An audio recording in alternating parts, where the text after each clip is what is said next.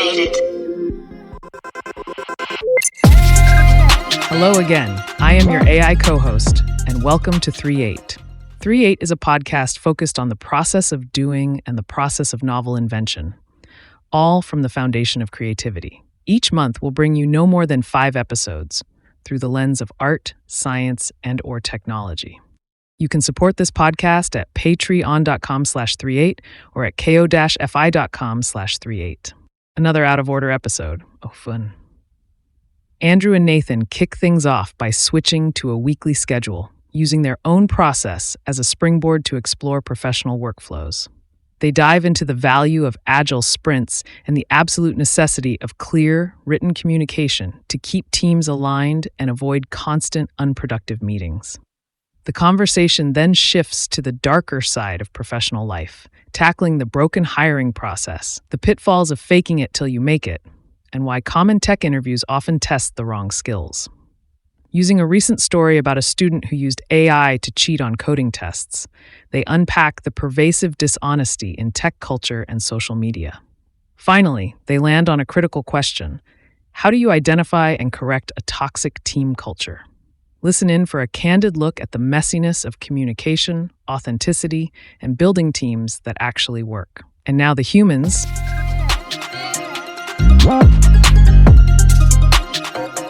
I'm still really behind in uploading but we're back. our previous recordings, but we're back, and now we're going to weekly. Just so we don't give you a chance to catch up. We'll just spin up more work while I have a backlog. The intent here is that we talk more frequently because 2 weeks between us talking and all this that we're doing is not enough time to have a coherent conversation. And so we spend a lot of time talking offline, and then we spend another hour and a half, sometimes 2 hours talking recorded, and it's become a lot. So I think moving to a week is better cadence. I think it's also like a better practice. If you're actually trying to emulate like how to keep moving on stuff, 2 weeks time is probably too much. Like a sprint cycle is usually 2 weeks, right? Yes. Is that too for non-engineers? Yeah. A sprint is a work cycle where you guys try and get your team of engineering to get things into your product. Is that too much? Software development. I think it depends on the focus at the time. Yeah. In general, I think it's a number that people have settled on as a 80% kind of thing. Obviously, when you work in a smaller team, 2 weeks is too long. You don't want to be waiting that long to get changes in and stuff like that. I have personally been in the practice of doing the bad practice, like testing in production and stuff like that. But 2 weeks just doesn't make any sense. For our conversation, obviously, we talk offline quite a bit. Yeah. And actually, for me, it's hard to know what we've said recorded versus not. I think the way that sprints work is that you also have stand-ups, right? So it's like the idea with the stand-up is it's a daily. Some teams will do it every other day where you have just a quick meeting to align on what everyone's working on. So there's visibility, opportunities to ask for help. There's also a little bit of a reinforcement factor. If your work cycle is 2 weeks, but you're looking at it daily or roughly daily, you don't have to totally dump everything at the end of the 2 weeks, right? Because you've been there the whole time. And I think like the async thing with us, we're not working on the same thing most of the time. So it's also like we have 2 different patterns we're trying to sync on, but it's also we're not doing those daily syncs. And I don't want to do a daily sync, to be honest.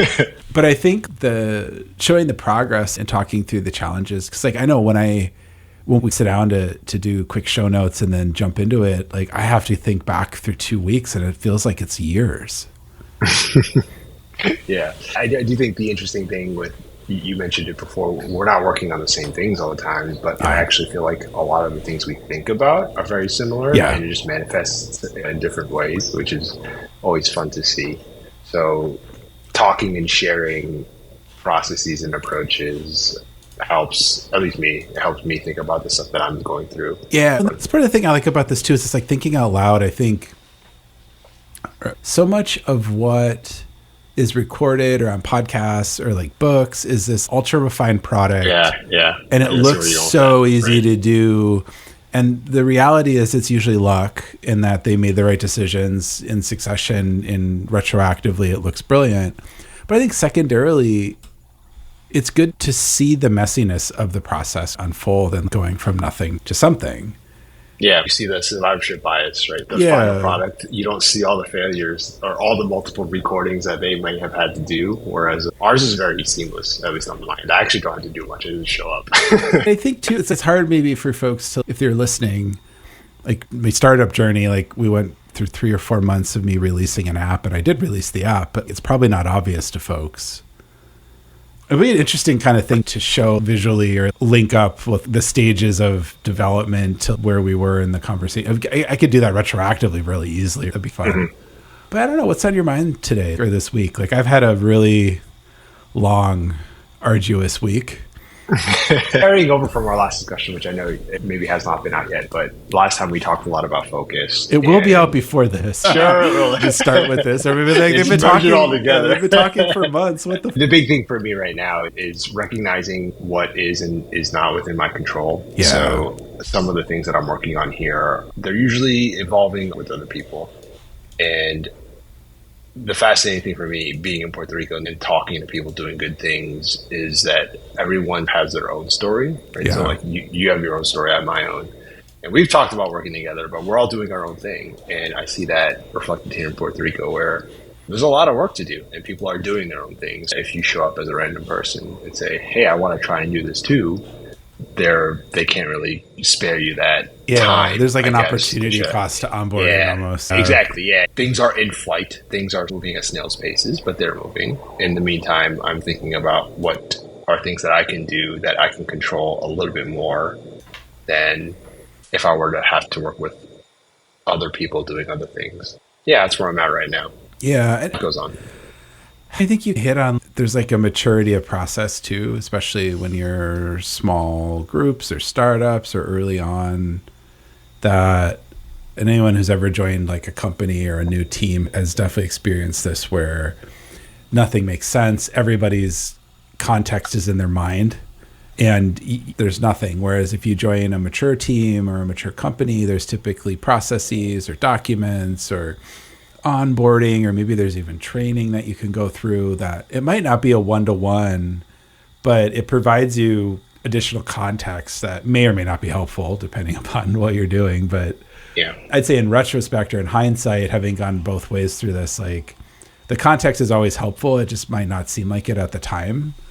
Whereas just trying to read people's minds or pull information out that they're not even intellectualizing that is important to you because they've just been there forever. Or like they're the ones who built the thing. And then it's the time that they don't have to document all exactly. that. Exactly. And then it usually comes out in a meeting or let's quick talk and great. But then the next person who comes on the team has to go through that same pattern, or the team grows or the company grows and now you're talking with and you just end up talking all day. And then you get this pattern of I'm busy all the time because I'm in meetings. But the reality is like the pattern that you should be following is to, once that conversation happens and you're like, gee, I'll probably have to say this again or do this again or whatever, you should document it. And then you have it and then they have it and then anyone else can have it. And a lot of times people don't realize that's not needed until someone new comes on. But if you have other people on the team who can also establish the pattern of, gee, let's read the stuff other people put together. You have a few minutes after a meeting. Oh, I'm going to read some documents, or I'm going to write a little document. In most industries, in most cases, this shouldn't have to be perfect. It shouldn't have to be a dissertation. It shouldn't have to be a book. Even if it's misspelled, the written word is incredibly powerful. And it allows, and then if you're using something like Google Docs or other asynchronous services, someone can ask a question there and then you can come back to it on your own time. And it's this wonderful thing, especially for remote work. If you're not a remote team, this is an awesome process to adopt too, because it allows people, again, if you have a few minutes between meetings or you have an unexpected cancellation, you can go do a bunch of stuff when other people are busy. It takes a little bit longer to do because you have to think it out and you have to do it sometimes. But overall, it's much faster and it's much more efficient than having 50 people in a meeting all the time trying to get everybody aligned and sunk on their little piece of the thing when they could have just skimmed a document in a few minutes and left a comment.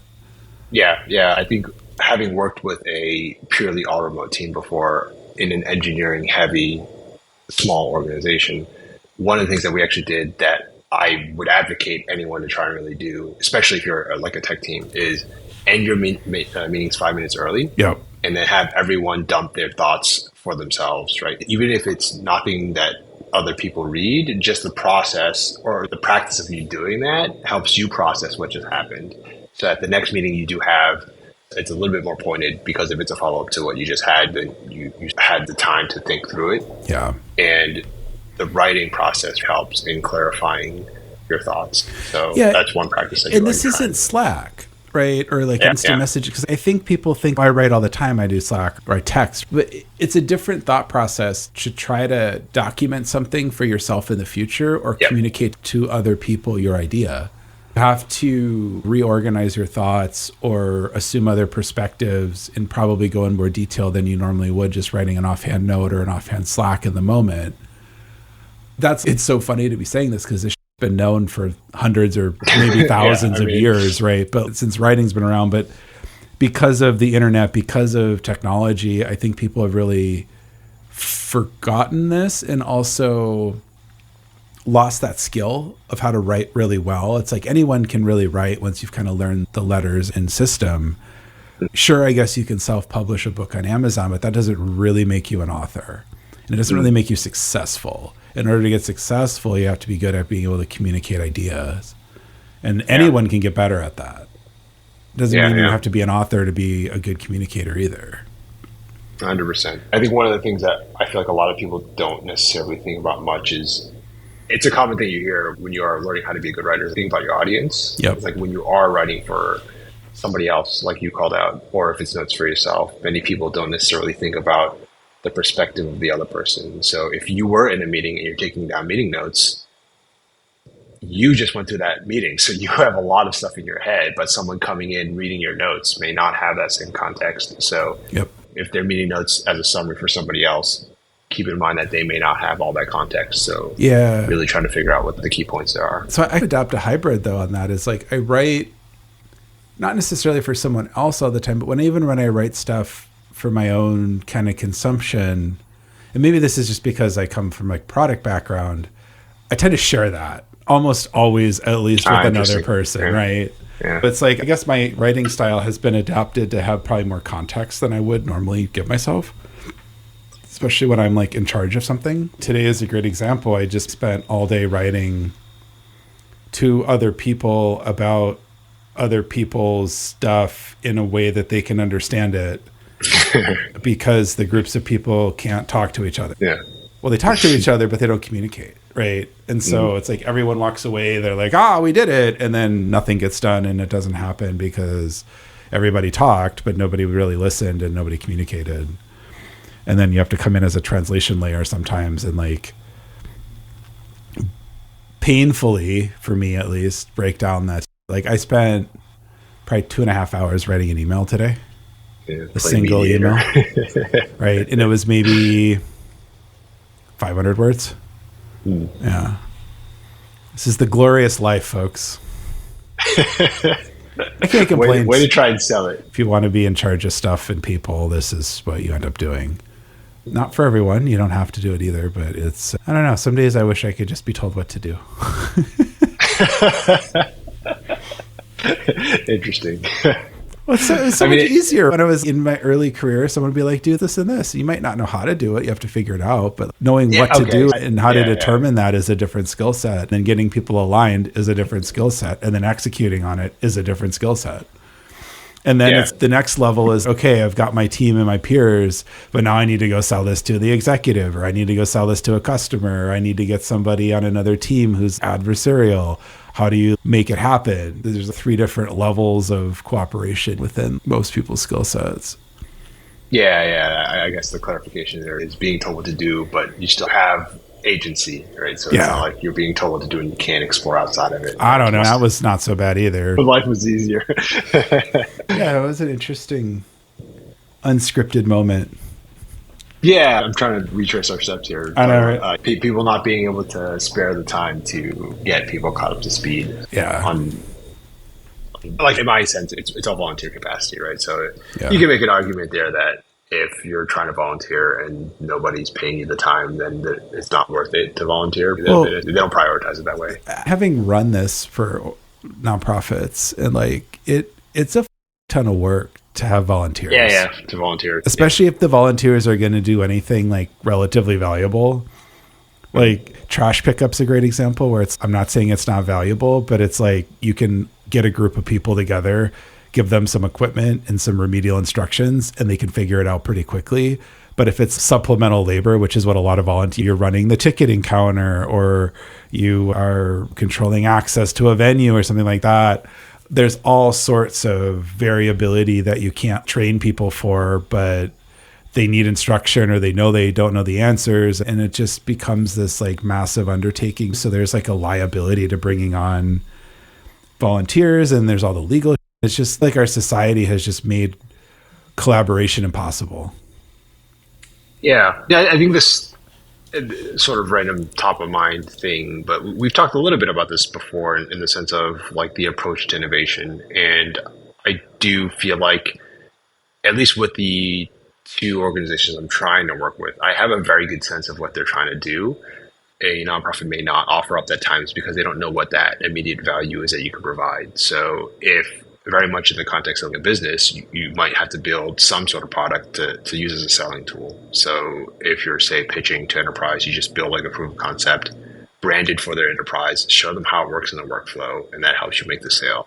And so I'm trying to think of opportunities in the same context where I know that they have this problem.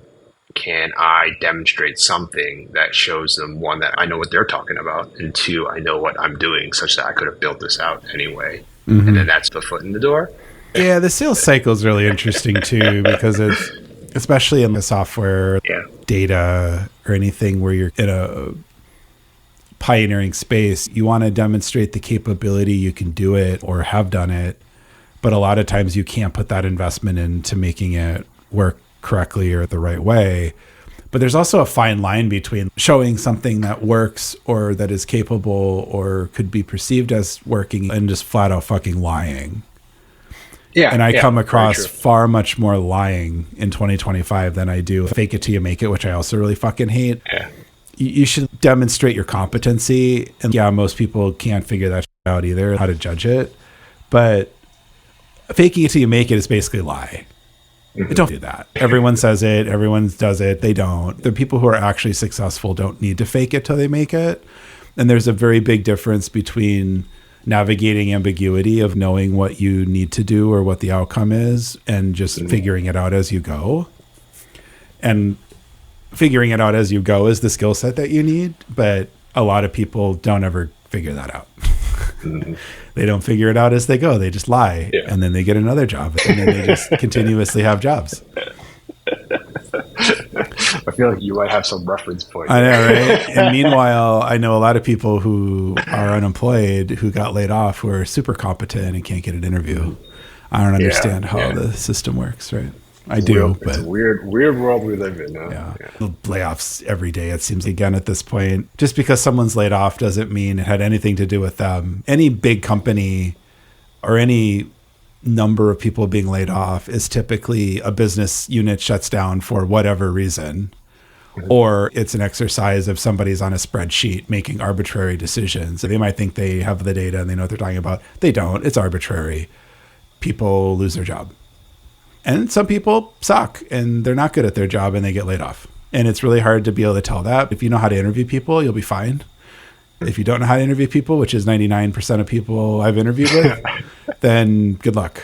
You're going to probably hire the bad ones. That's not We've talked about it. You're supposed to actually interview people. No, I've had Christine on the podcast. We've talked through this. Actually, we did feedback on one of the episodes. She gave me feedback. It might actually be an interesting thing to do a mock interview and break it down for folks. Yeah. Kind of like retrospective. I'd be interested to go through this exercise because I think it actually is very different from a engineering. Oh yeah, and like interview. The lead, some guy was like, yeah, it's from Columbia, right? I think so. Some kid who wrote some AI that was able to solve. I think it's on that. That's it. We should talk about that though. But yeah, no, some guy was just like, they wanted me to do a leak code. For folks who don't know leak code, it's this I don't know. You can probably explain it, right? Yeah, it's a platform that's coding exercises. It's brain teasers. And the pattern, like a lot of problems or tests, the pattern that you're actually testing for is other people's ability to remember the LEET code problem, because they're all like pretty much not real problems that you would ever do in business. They don't really relate to your job as an engineer. Some of them might have some concepts in there, but it's really hazing. And that's what this guy pointed out. It's testing your ability to like, can you remember the problem? And then all of a sudden. And then solve it. And then there's typically various degrees of efficiency of solving the problem. Some companies I know will put a artificial distribution. And if you solve the problem correctly, but you don't do it as good as everyone else, then you don't get hired either, which is like, when people are like, we want diversity and we want diversity in our, but we're only selecting for people who can like, maybe the person who takes 10 minutes longer to solve the coding problem is the one who solves service outage in 2 seconds because they've really understood what they're doing versus the people who just write code all day long and don't really know what's going on in the broader picture. Maybe not. But that's why you have divergent ways of thinking and diversity of thinking and not just the same. So LEET code's, and anyone who uses it, and when you interview, you have to get a feel for someone. Interviews artificial environment. You have to know how to like probe what people state. So the idea is that you put a resume in and you're not lying, and then you have to be able to talk through those resume points. And if somebody's made up, it's usually pretty obvious because you can start getting into levels of detail that they haven't thought about. And then it's really obvious. They have no idea. Either they didn't do the thing or they misrepresented the thing. What did you do on the team is the next question, right? What was your contribution? Were you just sitting around taking notes, or did you actually solve some problems, or what did you do? Yeah. And then it's being able to extrapolate that behavior to what you need in a role. And what you really need in a role is people who can take unknown problems or solutions and apply them or figure it out in a way that is collaborative and communicative to other people in the appropriate way. You can do that. You can do anything. Right. I don't know. Yeah, it's definitely a topic we can go deep into. We can bookmark it. But yeah, I'd be very curious to explore. I think it's safe to say, I'm going to put my head on the chopping block and say it's safe to say that hiring is broken, period. How people hire and what job roles mean and stuff like that. It's just, there are no roles. Yeah. I mean, the last job I had, job description. Oh, by the way, it's different how we do things here. We'll create that on day one. And it's okay. How did you know that I was going to fulfill the needs you have if you didn't define the needs you need? Right. They hire you for one thing, and then you come in. By the way, what we hired you for is not what you're going to do, or whatever. Right. So there's movement, definitely, I think, in the space. The fact that many people have tried to redefine the process for a long time indicates how we just haven't figured it out yet. We've touched upon it here and there, these ideas of culture, and especially for small teams, is how are you supposed, quote unquote, supposed to do it properly? And what are the things you look out for, and we know how you shouldn't do it. But then the natural question is like, what are some things you should do? Maybe it'd be fun to do, like, you can see if I get Christine back or something, and she's a recruiter forever. And she's moved on from the industry, but it might be fun to do like a mock interview. Like we could both interview you and you could fail. I'm up for it. You can try to interview me, but that's hard. So I usually just say, I'm good. Thanks though. And then I move on. Interview done. Yeah, pretty much. I've done that a couple of times. I don't recommend that, but I have been like, you're wasting my time and I'm good. I didn't say I was, I actually did say that once. I tried to politely just we were like 10 or 15 minutes in, and it was really clear that the person interviewing me, who would have been senior to me in this capacity or the leadership level, had no fucking idea what they were doing. They hadn't read my resume. They didn't know what the role was. Like, they don't even know if they know what the fucking company did, to be honest. It was like really surprisingly bad. Everyone has a bad day, but I was just like, look, I had a couple basic questions that they just totally biffed. And I was like, okay, this isn't going to work. And so I was like, I don't think this is going to work. And then I kind of panicked. And they're like, now we have to keep. I'm like, no, I'm not going to waste another 25 minutes or 30 minutes. It was like some weird 45-minute interview. I'm like, I'm not going to waste another 30 minutes of my time. Yeah. Everyone has a bad day. You clearly have no idea what you're talking about. You would allegedly be in charge of my boss. Yeah, and don't play games, like those psychological games. Because anyone who's like good is going to see it and be like, this place. Yeah. And you're going to get the people who either don't realize they're getting fucked with, or the people who who play those games. And then when they're actually hired, they'll play those games too. Exactly. Yeah. I know there was some AI stuff. Like we started talking about the Columbia coding thing. That's interesting. We should talk. I don't know if that's super known outside of tech circles. Yeah, I don't know about that either. But I do think, as you're talking about like interviews and writing, doing something like leak code, right? It actually is. I was going to take it to a very technical angle, but there are parallels between people studying for the test and this idea of benchmarks and LLMs, and so it's like teaching to the test kind of idea. Yep. So there's a parallel there, but. Yeah, I think if you want to talk about that story really quick, I believe there's a student from Columbia who wrote this LLM that was able to do these leak code exams without being detected. There are tools out there that help people detect whether something's written by an LLM, whether it's code or language. But apparently the student had been able to do so and had gone and applied to a bunch of different companies, had a few offers, and then revealed that they did not actually perform the exercise. AKA. Yeah, they lied. But I think the fallout is the more interesting piece. I need to check my sources on this, so people should check me on this. I didn't read too deeply into it, but from what I understand, some big tech companies found out that they were quote unquote duped by this person, and then they approached Columbia or the university is saying that, hey, this student has done something immoral or not right, and we demand that this person be punished on. It's unclear how it got triggered, but it was not because they did the app, but it had something to do with an academic code of conduct policy. And he didn't get dinged for cheating at Columbia because according to him, but it was some weird technicality. Yeah. And then he wasn't supposed to talk about it. And then he went on a bunch of media interviews, and then there was this like big scandal. So I guess TLDR, if you're being investigated for something, like they tell you not to talk to the media, you probably shouldn't. By the way, as a listener, if you ever investigated for something, what kind of audience do you have, Andrew? If you're like totally being railroaded or something, you need to go get help. But he probably would have been fine had he just shut his mouth and let the proceedings go on. And then they would have either slapped him on the wrist or nothing would have happened. And then if he still would have gotten expelled or whatever, then go on the media blitz and be like, they fucking got rid of me for whatever.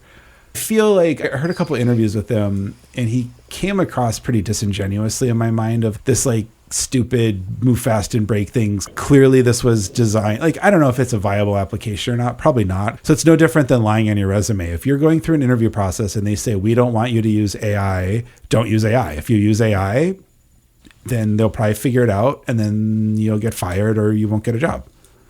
I think there's a lot of talk about whether that's a sane thing to do or not, especially in 2025. But And then the second thing is, so that was the whole purpose of the company, was to basically, frankly, defraud the interviewing process.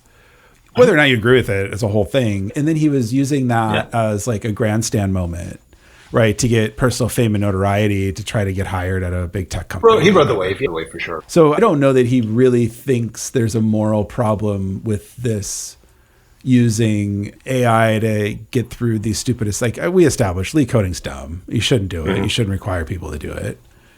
But being dishonest in your interviewing process demonstrates that you're dishonest and untrustworthy. And any company who wants you to break the rules to challenge the establishment typically is just trying to insert themselves as a monopoly, which is illegal, or trying to participate in an established market in a way that isn't explicitly legally defined, which is most tech. So that idea, right? It's this crypto nonsense is the same way, right? It's if you look at the anti-money laundering laws that we passed in this country between 1923 and 33 during the Depression, and like the securities laws and like all of the things that you are legally prohibited from doing in our free market system that's how crypto works. Right? Like a Ponzi scheme is controlling the means and distribution of a product and using the growth method, the revenue to grow the company and then lie about it. That's crypto. 99% of crypto is that. I think for me, the core thing with this whole thing was like the quote unquote innovation and the technology that this coding or elite code thing was not helping you be a better programmer either. It was about evading the detection software that a lot of companies will use to detect if you're cheating. That was their like technological innovation. Yeah. So again, you're not actually helping people become better coders. You're helping them avoid these systems, which is very different. Yeah. The reason I mentioned the story was to highlight the idea that those coding exams aren't representative of the person who's passing them. You know? Yeah. And like everybody who codes in 2025 should be using AI and LLMs. 100%. Yeah, right. 100%. And the fact, it'd be like the old days, like when I was in school learning programming, we didn't have to write it out on paper, but like I wrote in C without an IDE. So no garbage collection, no format helping. No syntax. No, it was just like literally brute force.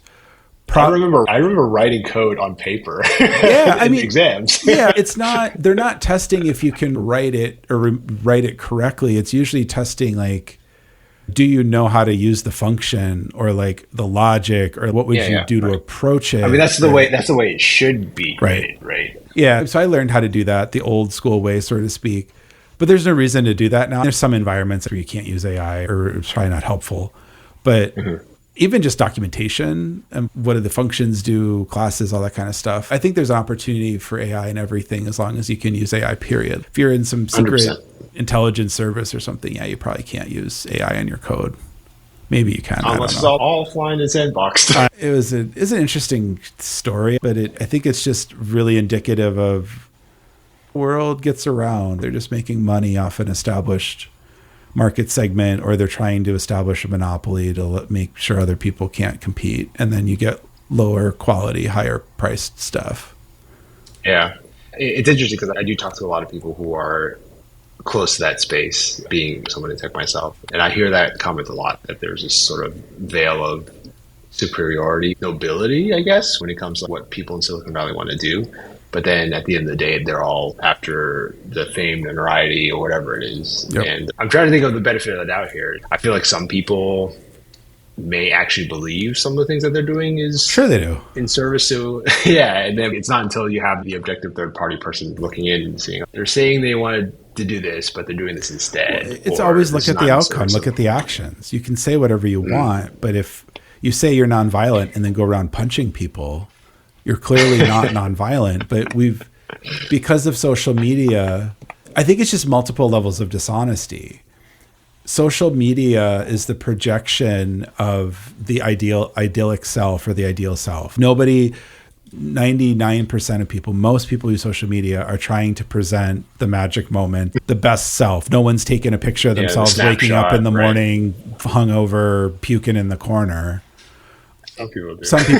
Yeah, but those people can just unsubscribe because I don't fucking want them. You know what I mean? But so it's already what you're seeing is not real. And so much of Instagram specifically is just, there's like literal businesses that give you Instagram moments. It's like literally an artificial thing. Like I'm on a vacation on a beach, but it's really of a team of photographers like taking photos for you to make it look perfect. Yeah. Oh, it's just my easy vacation. It's 8 a.m. It's great. And there's a difference between fantasy and lying. Mm-hmm. And you also, if people are participating in a fantasy they don't understand as a fantasy, that's a second problem. So like our methodology of communication is basically fake or lying. And then on top of that, you have the people who are using those modalities to then perpetuate another lie in themselves. So the old system used to be mass media was controlled by news organizations for the most part, a handful of other things, but someone would vet that. Someone would go back and what are your financial, like the Elizabeth Holmes Theranos thing is a great example. Mm-hmm. Mm-hmm. Any reputable news source would have looked at that, did a story, went and talked to some biologist or some chemist or some medical people, and they would have been like, that's impossible. Right.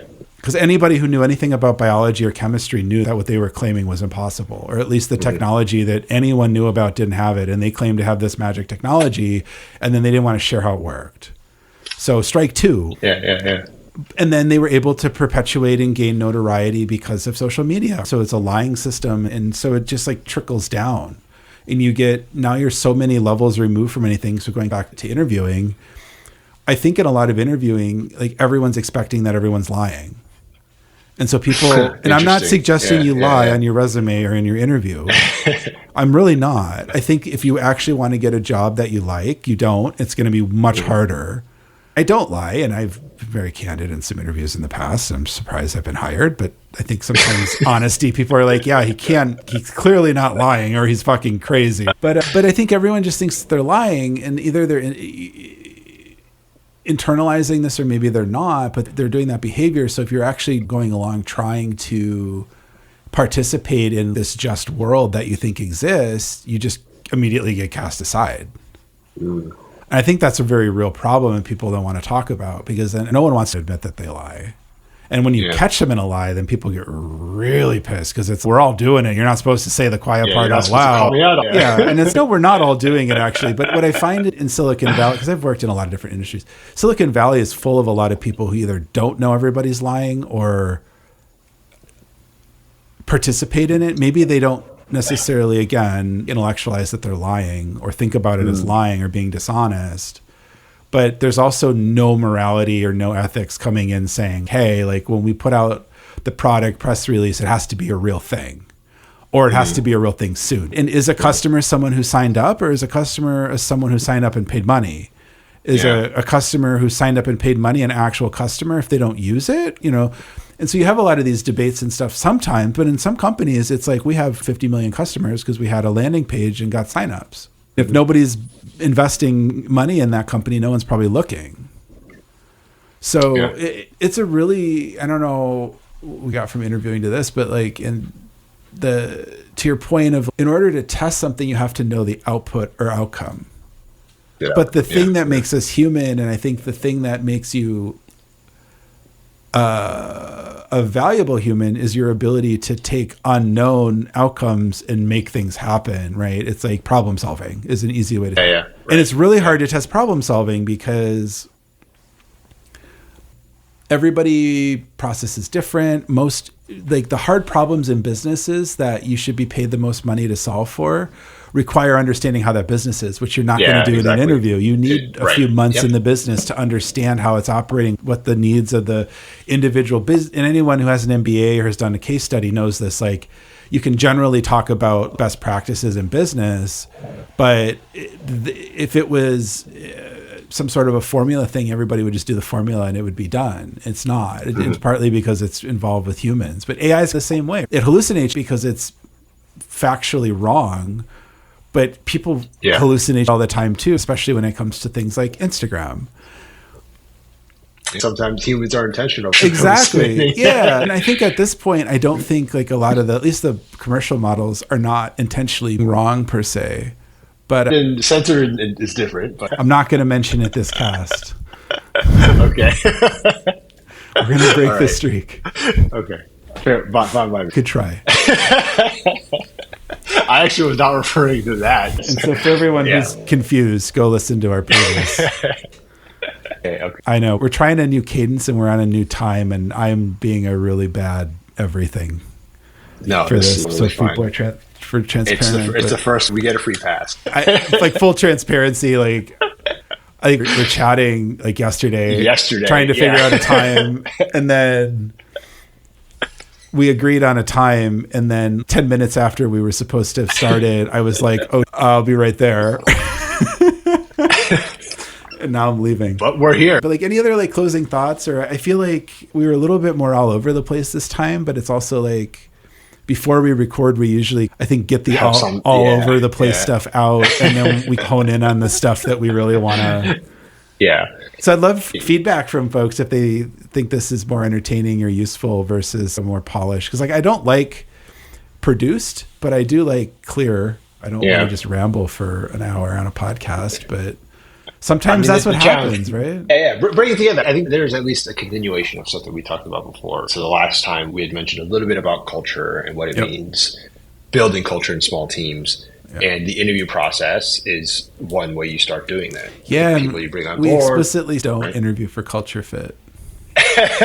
I'm not saying that you hire people for culture. I'm just saying that's the bridge, is that the people that you end up hiring determine the culture. So that's where I was going. Thank you. You saw. Thank you. You thread the needle for me. At 5:00 on a Friday, it's amazing that I saw the needle, let alone thread. Maybe something to talk about next time would be like, how do you... We talked a little bit about like the idea of, can you change or correct a culture? Yeah. How do you correct those behaviors? Because like when it comes to culture, it's like a general accepted set of norms. So step one is everyone has to generally agree and accept what the norms are, which sometimes is difficult. But for the most part, people pick up on it pretty quick. It's pretty intuitive. But sometimes those norms are just, no one's really thinking about culture. Typically, it's just kind of stuff happens. And a lot of times the cultural things are not good. Like binge drinking as part of work is a good example. There's many work cultures where it's like, we're going to go have a happy hour after work. I was like, who's drinking on the job in the places you work? No comment, but like I've worked in offices that have had like kegerators. Wow. And it's weird. In tech, where you have these nice offices, sure. Yeah. Possibly. I work from home and have a kegerator. What are you talking about? Yeah, I've worked in those, and I've seen people come in at 10 a.m. on a Thursday and grab a beer, and I'm like, okay, that's not what I would do, and also I think is pretty strange, but the culture is we have a kegerator in the kitchen, so that's also strange in my mind too. But I've been in part of some work cultures where it's like, you just go have a drink or like maybe grab some food, you have a little dinner, and then you go home. And then I've been a part of work cultures where it's, no, you have to go like drink all night long. If you're not someone who likes that or does that, then it's not fun. It's also just not healthy, frankly. Also true. But how do you correct that kind of stuff? Because if you're the one who's, I don't want to go drink all night with my coworkers, then they're going to be like, yeah, okay, bye. Maybe not, but probably, honestly, if that's your culture, it's probably going to be, you don't fit. But yeah, and I think there's some strategies there. It'd be good to, because I feel like a lot of people just approach this kind of stuff with burn it down. It's like, it all has to be burned down and start over, or I'm just going to go try to find the perfect thing. There is no perfect thing. You might have better fit somewhere else, but you're always going to encounter those situations or pieces of culture that may not work. Sometimes you can change them, sometimes you can't. This is something I've had experience with as well, and I can't guarantee that we share things that will be useful. Definitely things that work across. Yeah, but again, in the spirit of why we do these, it's more about talking about experiences and sharing thoughts and things that we have tried that may or may not work. I'm thinking too from like a team perspective. So as a product manager too, like I have a team, but I don't have like direct authority over them usually. It depends on the working environment. Sometimes you don't, you own the P&L or whatever. But you also just have to get people to work together, and you often end up, I feel like, being either a pseudo manager or more of a therapist, frankly. We're all therapists in some way, shape, or form. I don't know. Some days my job is like literally listening to people bitch about other people, and I'm just, I don't care. You need to figure it out. Which maybe makes me a really good therapist or a really bad therapist. Yeah. I don't know. But obviously there's ways to approach that with people that, and I think like, how do you, instead of addressing individual behavior, which is where this kind of stuff usually stems to, how do you institute broader cultural changes? And that's, I think, because everybody's been in the office where like you have like free snacks or something, and then someone takes too many snacks and then they don't give you free snacks anymore, right? We're going to punish the whole group, or we're going to remove the thing because one person or a small group of people broke it. And then everyone who didn't break it is, this sucks now because these people suck. And now you have a bunch of conflict types of things of like just what high functioning teams exhibit. Like we were talking earlier about writing down, like you have to write down in a high functional team. You have to be a clear communicator. Everyone on the team has to be an exceptional communicator. It doesn't work. Just straight. I think I'm willing to say that is a requirement. No promises, right? Say that now, and next week comes. I'm going to write a note. Please. Okay, let's end 5 minutes early and take notes on what just happened. Hey, I actually like that. I can't do that today because I literally have to run out the door for dinner. But yeah, we should. I think that would be good. And then maybe we could even publish that would actually be cool for next time. Let's do the thing. And then do the notes, and then I'll put them in the description, and then people can see. Because I think you hear a lot of this stuff, you're like, oh, that's a really great idea. And then you never do it. So you got to do it. But I think it'd be really interesting also just to see our different perspective on what we thought we said. That's always I'm talking to everybody in the company or customers or whatever, and it's like nobody's on the same page, right?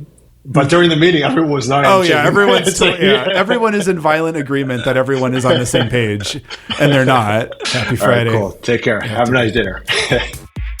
You can find us at 3reate.com. It's like the word create, but with a 3 instead of the C. As always, we encourage you to listen, watch, do. We'll see you next time. You can support this podcast at patreon.com/3reate or at ko-fi.com/3reate. Thanks for listening.